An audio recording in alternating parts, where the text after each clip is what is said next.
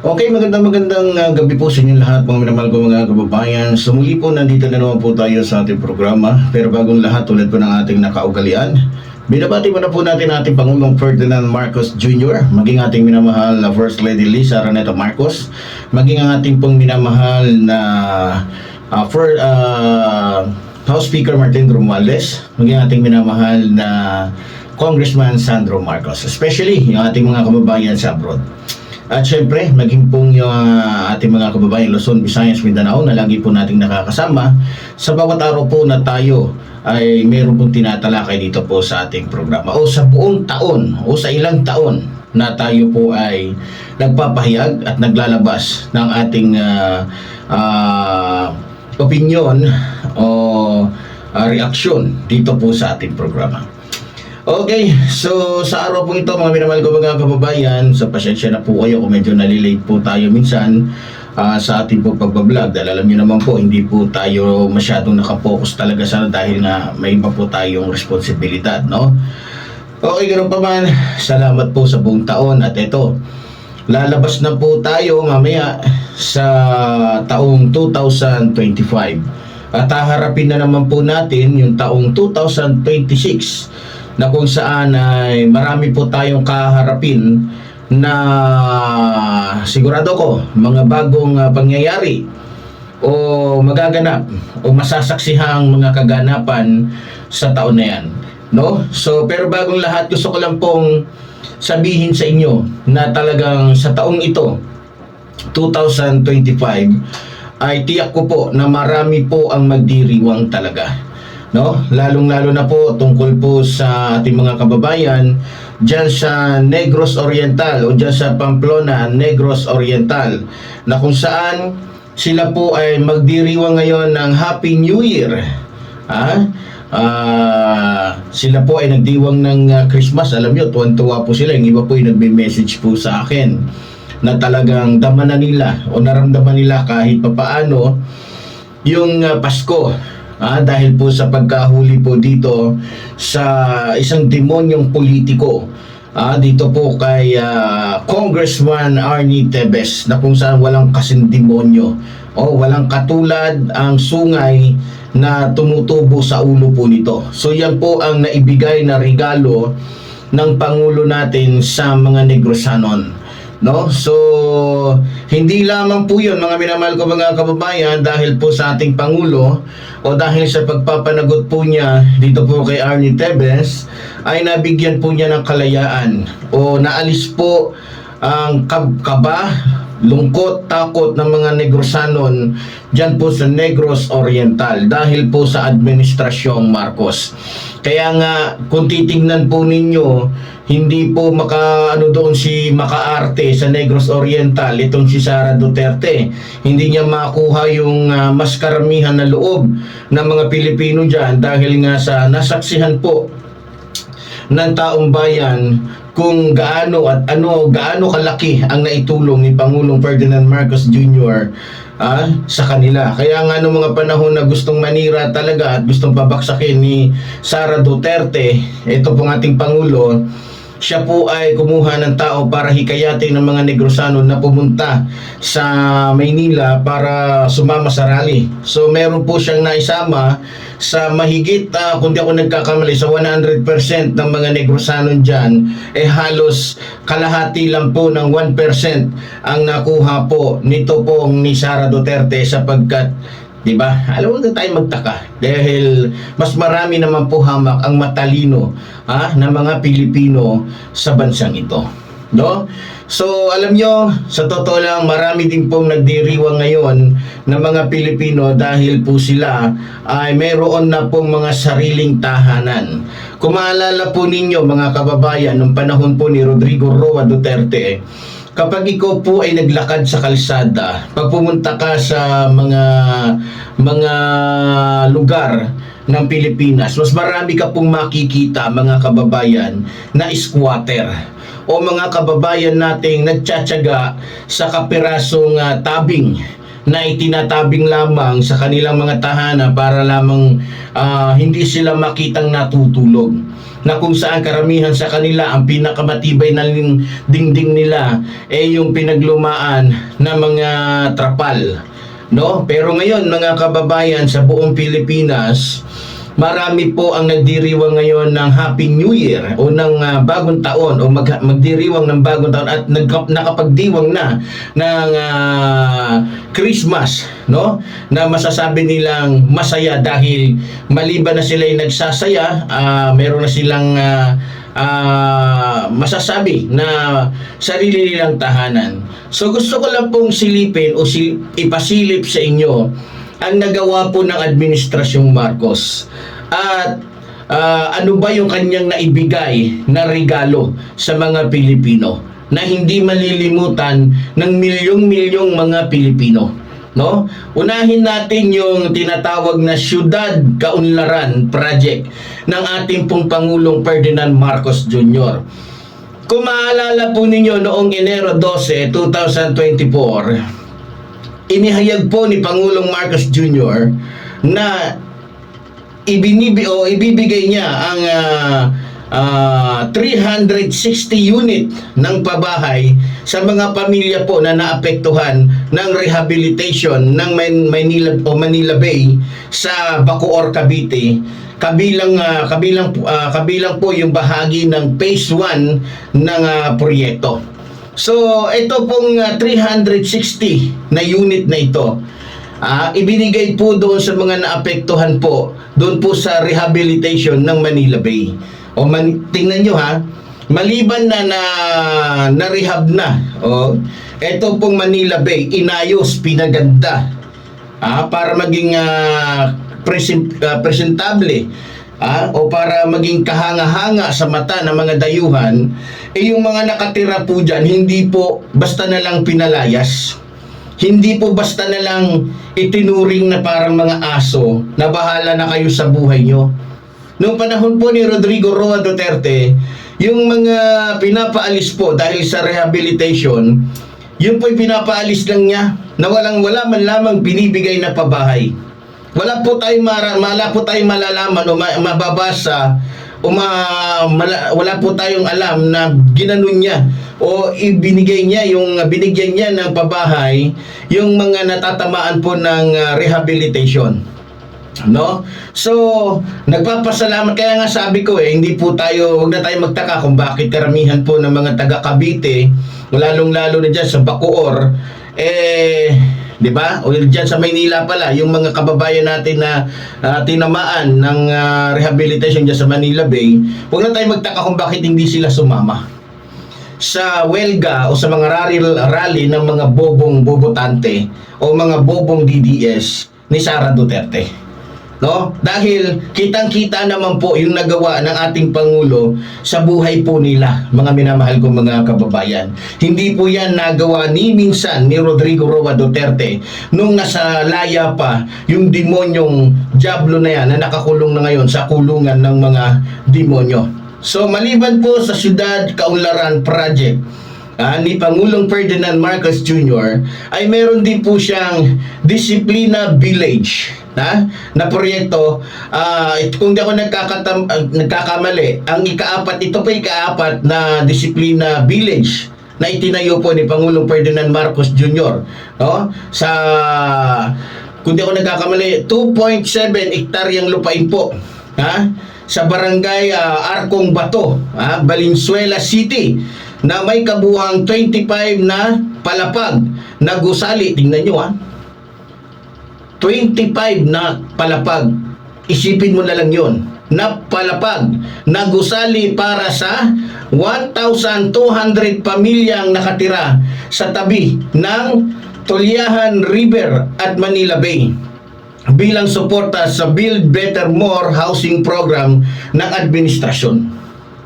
Mga kababayan, noong panahon ni Rodrigo Roa Duterte, hindi niya naisip naisip po ng ating Pangulong Ferdinand Marcos Jr. yung mga taga-barangay Arcong Bato, Valenzuela City, Ha? Hindi po yan binigyan ni Rodrigo Roa Duterte ng sariling tahanan. Yung mga Pilipino dyan, hindi niya napansin yan dahil mas napapansin po ni Rodrigo Roa Duterte yung mga Chinong pinapapasok niya dito sa ating bansa para maghari po dito sa Pilipinas. Mantakin mo 1,200 pamilyang Pilipino. Pamilya ha, o sa isang pamilya, palagay na lang natin, 8 sila. O, pinakamababa na, palagay natin, pinakamababang pamilya na 4. O, kwentahin mo, sa 100, o sa 120 pamilya, o, ilang bahay yun? O, 1,200 na room. May binigay ba si Rodrigo Roa Duterte na gano'n para sa mga mahihirap? Wala. Wala siyang binigay ni isang floor, ha? O na 2 floor man lang ng building para tirhan ng mga dukha na pinaniwala niyang tutulungan niya. Wala siyang mga mahihirap na Pilipino binigyan ng sarili nilang bahay. Ha? Kaya nga sabi ko, mga bobotante itong mga bayad eh. 'Di ba? Oo. Sige nga, kayong mga DDS, bigyan nyo kami ng pabahay ni Rodrigo Roa Duterte na ibinigay niya sa mga Pilipino kahit man lamang 200 pamilya na nabigyan niya ng pabahay. Sige nga. Pag mayroon, magpapaputol ako ng aking leeg. Ha? O, ano pa? Yung pambansang pabahay para sa mga Filipino housing o yung 4PH program ni Pangulong Ferdinand Marcos Jr. No, kung maalala po ninyo, mga minamahal ko mga kababayan, sa Asingan, Pangasinan, ang phase 1 ng proyekto ay may dalawang apat na palapag. Dalawang apat na pagpalapag na gusali na may kabuuang 192 na unit. Tingnan nyo ha, 192 unit ng pabahay at ang layunin ng lokal na pamahalaan ay makapagpatayo ng 10 gusali o 960 na unit ng pabahay bago matapos ang termino ni Pangulong Marcos Jr. Tingnan nyo ha, ang lawak po, ang layo, ang tayog ng pangarap po ng ating mahal na Pangulo na tinutupad po niya. Dyan sa Pangasinan binigyan ba ng proyekto dyan? Binigyan ba ng pabahay ni Rodrigo Roa Duterte yung mga kababayan natin dyan, ang mga nasa squatter? Wala. Ni isang pirasong pabahay, wala siyang binigay dyan. Yan ang katotohanan, mga minamahal ko mga kababayan. Kaya nga anong nag-aalok si Sara Duterte na yung mga kababayan natin sa Pangasinan ay pumunta doon sa rally, walang pumunta. Bakit? Mayroon bang naging pakinabang ang mga taga Pangasinan kay Rodrigo Roa Duterte para sumunod sila kay Sara Duterte para patalsikin si Pangulong Ferdinand Marcos Jr.? Wala.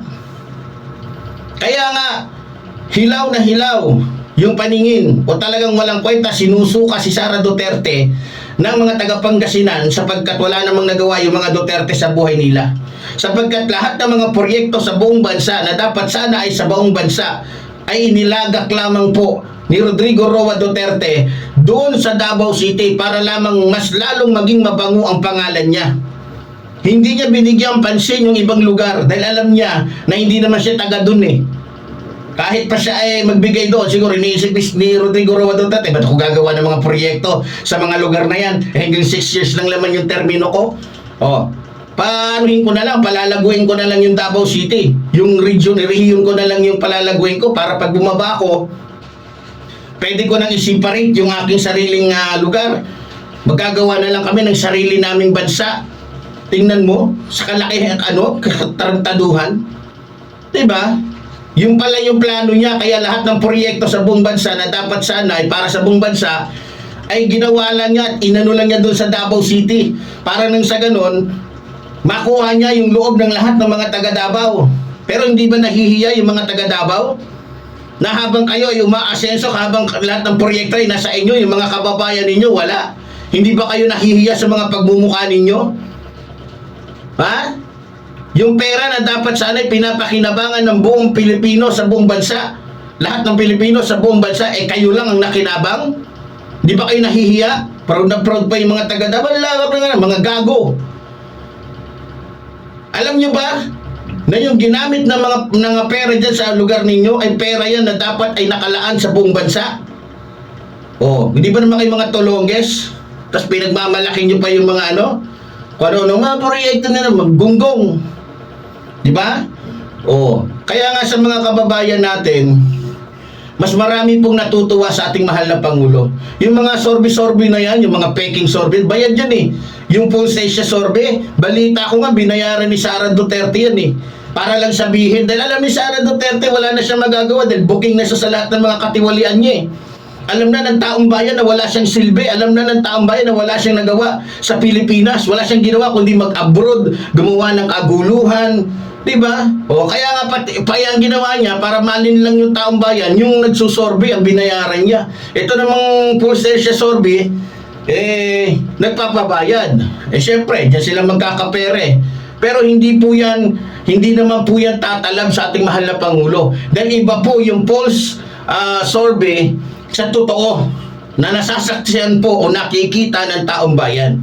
O, isa pa, sa talagang nagdiriwang po ngayon, mga minamahal ko mga kababayan, ng bagong taon o magdiriwang na masayang bagong taon at nagdiwang ng Kapaskuhan ay yung Philippine Coast Guard na dati po ay binaliwala lamang at hindi binigyang halaga ni Rodrigo Roa Duterte.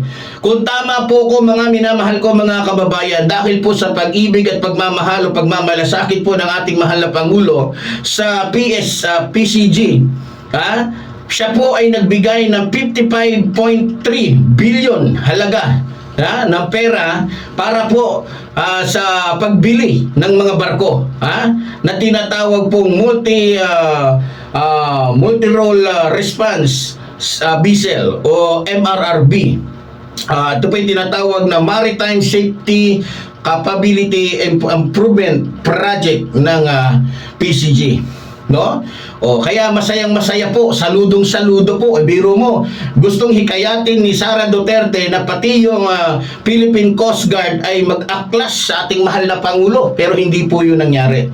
Dahil ng panahon po ni Rodrigo Roa Duterte, ni 1 bilyon hindi po sila binigyan ni Rodrigo Roa Duterte. Pinagbawalan pa nga silang magrubing doon sa sarili nating lupain, doon sa isla na kung saan inaagaw ng mga China na yan o ng mga Chinong ito na kung saan ay talagang bumababoy o nambubuli sa ating mga kababayan. O ngayon meron na silang 55.3 billion para madagdagan po yung kanilang puwersa, di ba? Ano pa? Nung panahon ni Rodrigo Roa Duterte, yung AFP halos hindi makakuha kahit man lamang 1 billion na budget. No? Hindi makakuha. Dahil ewan ko saan napupunta yung pera ng gobyerno noon. 'Di ba?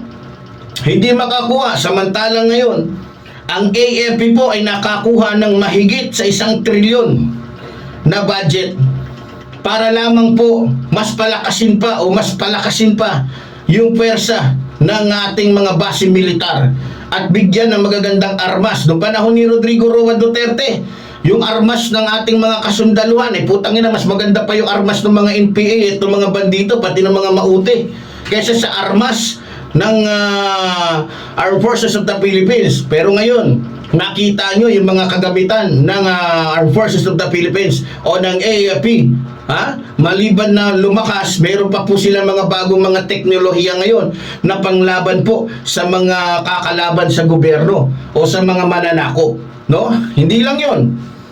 Noong panahon ni Rodrigo Roa Duterte, lahat ng ospital, kilalang ospital na nakakatulong po sa taong bayan ay hindi po pinondohan ni Rodrigo Roa Duterte. Sa halip ay ninakawan pa po ni Michael Yang at nitong ni Rodrigo Roa Duterte sa pamamagitan po ng Parmali na natuklasan na kung saan ay nambudol po sa taong bayan. Na kung ngayon titignan nyo po yung lahat ng hospital, lahat po ng tungkol sa ng mga Pilipino about sa health ay natulungan ba mula sa PhilHealth, nagmula sa iba pa. Lahat po ng mga kagamitan para sa paggagamot ay natugunan na po, na kung saan ay binigyan po ng 820 billion Ha? O kung kwentahin niyo po mga minamahal ko mga kababayan, sa lahat ng ospital pa lang, maging sa AFP, maging sa PSG, kung titignan ninyo mahigit halos umabot na ng 2 trilyon, na hindi po dati nabibigay po ni Rodrigo Roa Duterte. Ano pa? Tignan natin kung ano ba yung nagawa ni Pangulong Ferdinand Marcos Jr. sa mga magsasaka. Kung ako po ang tatanungin ninyo, malaki po ang nagawa ni Pangulong Ferdinand Marcos Jr. sa ating mga magsasaka, na kung saan noon ay lumalangoy na o lumulubog na halos sa utang. Na kung saan pinalaya po ni Pangulong Ferdinand Marcos Jr. sa kanilang mga pasanin, na kung saan dahil sa matinding pagmamahal ng ating Pangulo sa mga magsasaka, sila po ay binadgetan ng gobyerno na kung di ako nagkakamali ay humigit kumulang 80 billion para lamang po makalaya sila at mabigyan po sila ng pag-asa. Mabigyan sila ng pag-asa, tinanggal na yung 56 o 57 billion na pagkakautang po ng mga magsasaka. Nakaginhawa na po sila dahil po sa ating mahal na Pangulo. Ano pa?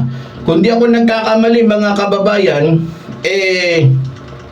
hindi lamang po yung Armed Forces of the Philippines na nabigyan po ng kaginhawaan ng ating Pangulo. Dahil po sa, kung tama ako, yung tinatawag na Service Recognition Incentives o tinatawag po na SRI, noong 2024 po ito nag-umpisa, kung di po nagkakamali, sa ilalim po ng administrasyon sa ilalim po ni Pangulong Ferdinand Marcos Jr., ang administrative order na kung saan po ang mga membro po ng Philippine National Police o PNP ay nakatanggap po ng 20,000 bawat isa. Kabilang na po dyan, mga minamahal ko mga kababayan, yung incentives o insentibo na inilaan po ni Pangulong Ferdinand Marcos Jr. para po sa mga regular, contractual o panandaliang kawani na nanatili sa serbisyo, mga minamahal ko mga kababayan. So sa kasalukuyan, ang kung titignan po ninyo, kung kikwentahin natin, yung 20,000 na yan, ilan ba yung mga ilan ba yung mga pulis natin at saka yung yung mga hindi naka-uniforme? Kung tama po ko, ang kabuuan pong bilang ng tauhan po ng Philippine National Police o PNP ay tinataya pong 228 katao na kinabibilangan po ng mga aktibong pulis at non-police officer. Yun po yung mga nagtatype-type doon pag kumuha ka ng police clearance, yun po yung mag-aasikaso. Kung di po kung kakamali, every year nakakatanggap po sila ng lahat-lahat na yung Philippine National Police ng 4.560 million, dahil binibigyan po sila ng 20,000 every year, no? So ano pa, pag-usapan din po natin yung binigay na lupain po ni Pangulong Ferdinand Marcos Jr. Sa mga Pilipino o sa ating mga kababayan. Batay po sa mga available po na datos po na nakuha ko. Mula po Hunyo 2022 hanggang December 2023, ito yung hanggang 2023 lamang po, hindi pa po kasama yung 24-25. Ang DAR po ay nagbigay ng titulo ng lupa na sumasaklaw po sa 109.199 hektarya ng lupa sa buong bansa, kung saan nakinabang ang 98,203 na benepisyaryo po ng reformang pansakahan. Kung di po ako nagkakamali, mga minamahal ko mga kababayan. Kung tama po ko, noong Pebrero 16, 2024, personal po na ipinamahagi po ni Pangulong Ferdinand Marcos Jr. Ang 3.184 na sertipiko ng karapatang pagmamayari o pagmamayari ng lupa na sumasaklaw po sa 4.659 hektarya ng mga lupaing o mga lupang pang-agrikultura sa mga lalawigan po ng North Agusan at South Agusan. Kaya nga yung mga taga-Agusan, mahal na mahal po nila ang ating mahal na Pangulo. Bakit? Siya lang po. Alam niyo ba yung Agusan? Yung Agusan, ito po ay malapit lamang po sa Davao. Ha? Pero bakit hindi nagawa ni Rodrigo Roa Duterte na bigyan yung o bigyan ng sertipikong pagmamay-ari ng lupa yung mahigit sa 3.184? Hindi niya naibigay yung 3.184 na sertipikong pangkarapatang pagmamay-ari ng lupa, yung mga kababayan po natin dyan, no? So yung 4.659 na lupain na yan, na hektarya na yan, hindi niya ibinigay sa mga taga South Agusan maging sa North Agusan. Bakit? Kasi mas gusto ni Rodrigo Roa Duterte na ibigay yung mga naglalakihang mga lupain na yan sa mga Chino. Mas gusto niya Kaya nga gusto niya yung Chino, kasi gusto niya ang maghari dito, mga Chino. Kitang-kita naman po sa galawan ni Rodrigo Roa Duterte at sa kanyang mga hangarin. Pati yung Dinagat Island. Nabigyan po niya yon ng lupain yung mga kababayan natin dyan na kung saan di ba? Pati yung North Surigao at South Surigao. Mahal na mahal ng mga taga dyan ang ating mahal na Pangulo. Dahil ang Pangulo lang po natin ang nagbigay sa kanila ng pansin at binigyan ng sariling mga lupain. So, sabi po dito, ang nakinabang sa mga lupain na yan na binigay po ng ating Pangulo sa ating mga kababayan ay umabot po ng 2.769 na magsasaka, na kung saan ay binaliwala lamang po ni Rodrigo Roa Duterte ng mga panahon niya. Bukod pa po rito, hinayag po ni Pangulong Marcos na inaasahang magdodoble pa ang bilang ng mga titulo ng lupa na maipapamahagi kumpara sa 90,000 na titulo na naipagkaloob noong 2023. Ibig sabihin, kung namahagi siya ng lupain na kung saan ay ang nakinabang dito ay 2.769. Kung nakinabang po dito o ang naibigay niya ay 3.183 na certificate para sa mga Pilipino. Kung kikwento mga 7 aabot na. Mga palagay na lang 7.26 na sertipiko ang ibibigay pa ng ating mahal na Pangulo. Biro mo Kaya wag na tayo magtaka, mga minamahal ko mga kababayan, kung bakit mas maraming nagmamahal sa ating mahal na Pangulo. Dahil napakarami po niyang nagawang kabutihan para sa mga Pilipino na nagdiriwang po ngayon o magdiriwang ngayong alas 12 ng gabi ng New Year, no? So, isa pa dyan sa gusto kong pasalamatan at gusto kong sabihin sa inyo, no, na nagawa po ng ating mahal na Pangulo, yung tungkol po sa shabu, yung totoong paghuli at pagwasak sa shabu na kumakalat po sa bansa natin. Kung di po ako nagkakamali, yung kabuang halaga po ng nasabat na shabu ng Administrasyong Marcos, kung tama ako, hanggang kung di ako nagkakamali, nung 2000 Hulyo ba yun? Hulyo 2024. Ayon po sa pahayag ni Pangulong Ferdinand Marcos Jr. sa kanya pong ikatlong State of the Nation Address o SONA, ang kabuhang halaga daw ng lahat ng nasabat na ipinagbabawal na droga, kabilang ang shabu, ay umabot daw sa 44 bilyong pesos. 44, so pasensya na po, 44 o 40 bilyong piso. Samantalang noong panahon ni Rodrigo Roa Duterte, hindi man lang umabot ng 10 bilyon yung nasasabat na shabu, no? Hindi na umaabot. Kung mayroon man ding natutuklasan, bigla na lang nawawala.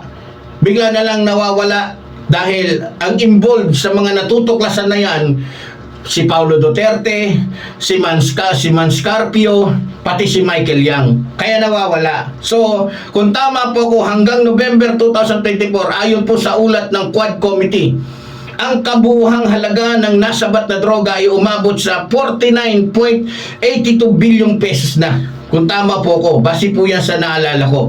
Kabilang na po dito yung may malalaking nasabat na shabu tulad po ng 1.8 tulinada na nagkakahalaga po ng 13.3 billion noong Abril 2024 dyan po sa Batangas. Kung maalala ninyo, na noon ay hindi naman nangyayari, pero sa panahon po ni Pangulong Ferdinand Marcos Jr., nangyayari po sapagkat talagang walang lusot, no? Kung di ako nagkakamali, at yung yung 990 kilo na nagkakahalaga po ng 8.87 billion, no, noong Hunyo 2025, mga baybayin ng Luzon, no? Hanggang sa Enero 2024, ito, ang nasabat po na shabu ay umabot po sa 4.317,000 billion pala to. Tama ba to? 4.317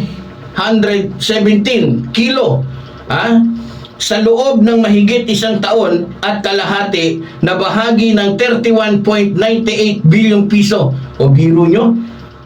Na kabuang halaga ng nasabat na droga sa parehong panahon. Maliban doon, mga minamahal ko mga kababayan, hindi lang po shabu ang nasabat o nahuli ng ating mga kababayan. May mga kilala o may ilan ding mga drug lord ang nahuli. Mayroon pong mga kilalang mga drug lord ang nahuli na tinatawag na high value target o HBTs. Excuse me po.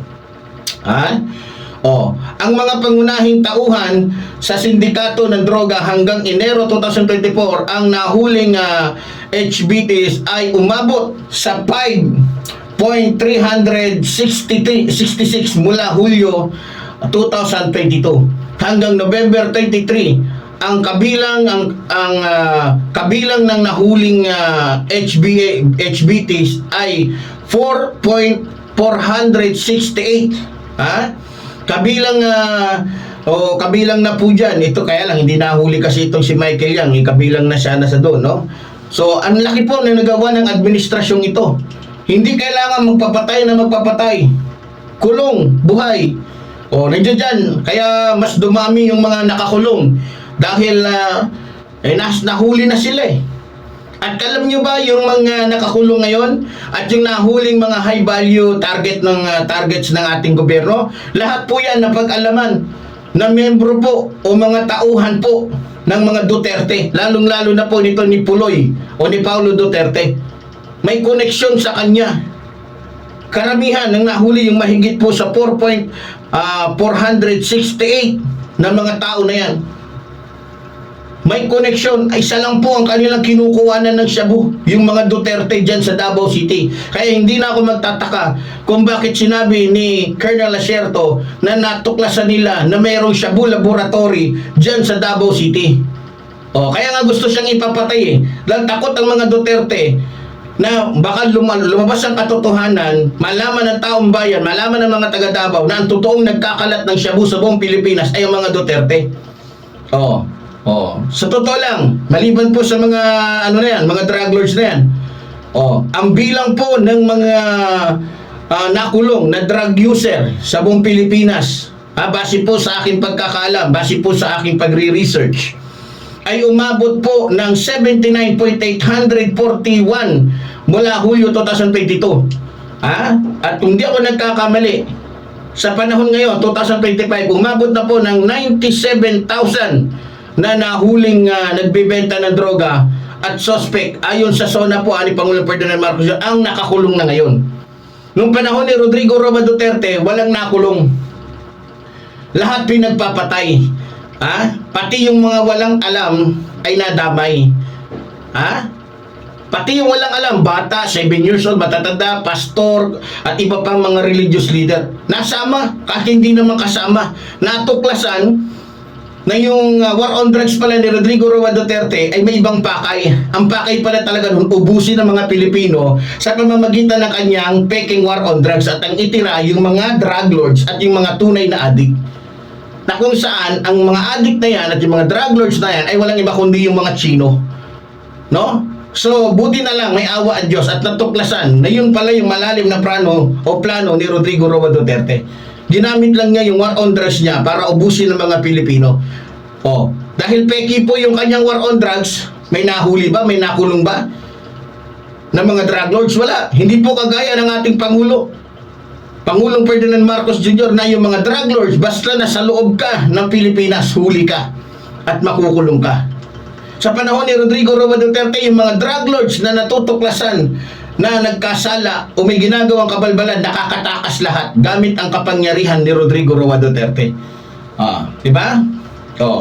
So, sa totoo lang, mga minamahal ko mga kababayan, kaya nga ako, sa totoo lang mga minamahal ko mga kababayan, balikan natin yung nagawa po ng ating Pangulo sa ating bansa. Sa totoo lang, kaya nga wag na tayo magtaka kung bakit kahit ilang beses na tinangka nito ni Sara Duterte na pabaksakin ng ating Pangulo ay hindi po niya nagawa yun o hindi nangyari. Kahit pa isinama niya yung mga kultong reliyon, hindi nangyari. Bakit? Dahil mas marami ang mga Pilipinong nakasaksi sa tunay na pagmamalasakit po ni Pangulong Ferdinand Marcos Jr. Sa totoo lang, sinisiraan nila ang ating mahal na Pangulo.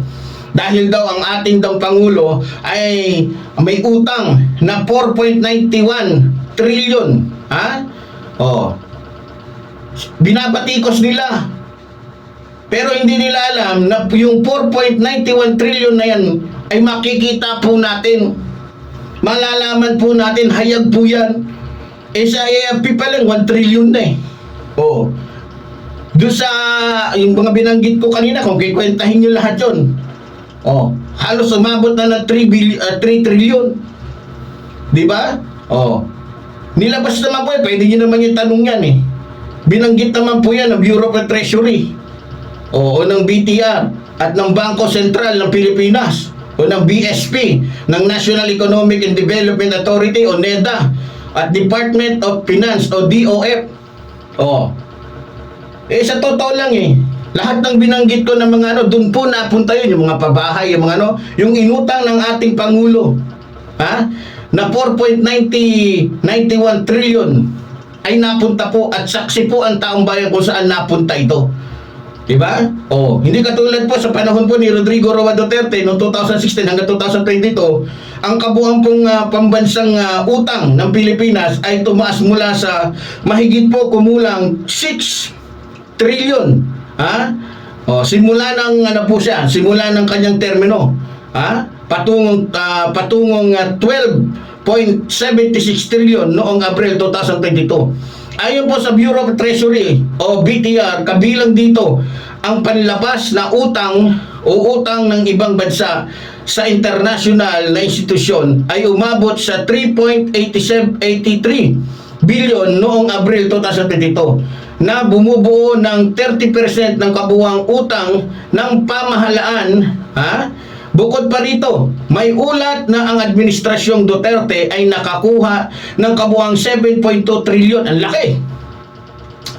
7.2 trillion na bagong utang sa loob ng 6 na taon na kinabibilangan ng panlabas at panloob na paghiram na mas malaki pa sa pinagsama-samang utang ng mga nakaraang administrasyon sa loob ng 89 taon. 89 na taon. Biro mo? Siya lang yung umutang ng ganung kalaki. Marami sa mga inutang na ito ay ginamit daw di umano ni Duterte para sa pagtugon sa COVID-19 pandemic, pagpapaunlad ng infrastruktura at iba pang pangangailangan ng bansa. Ang problema, natuklasan po ng ating gobyerno o ng Quadcom, ng ating mga mambabatas at iba pang mga ahensya ng ating bansa, ngayong 8.7 trillion na yan ay hindi po totoong napakinabangan ng mga Pilipino.